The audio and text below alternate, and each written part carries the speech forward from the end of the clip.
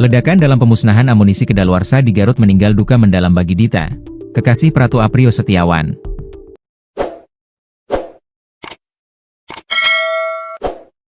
Pacarnya menjadi satu dari 4 anggota TNI yang tewas dalam ledakan di Garut. Bahkan sampai tengah malam pun, Dita tak bisa tidur karena menunggu kepastian dari Aprio atau Rio. Ada 4 anggota TNI yang tewas dalam tragedi maut di Pantai Cibalong, Garut, Jawa Barat pada Senin, 12 Mei 2025.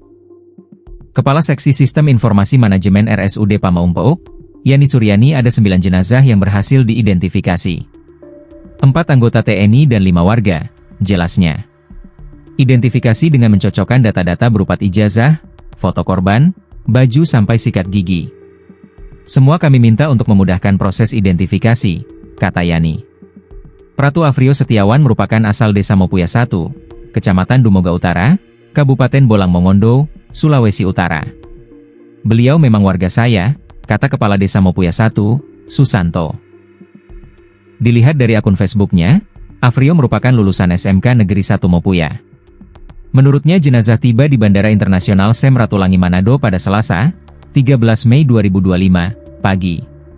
Kata Susanto, Rio akan dimakamkan di Taman Makam Pahlawan Mongkonai, Kota Mobagu.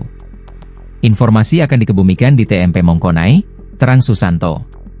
Pada 12 Mei 2025, Pratu Aprio Setiawan juga sempat memposting video. Dia mengunggah persiapan pemusnahan amunisi. Tampak sejumlah anggota TNI memakai sarung tangan putih dengan baju dan celana panjang menyusun amunisi di lubang. Saat ledakan, terlihat semua anggota berlindung di bawah sebuah papan. Tak ada tulisan keterangan yang ditulis Rio. Tapi pilunya, akun bernama Dita menulis komentar pilu.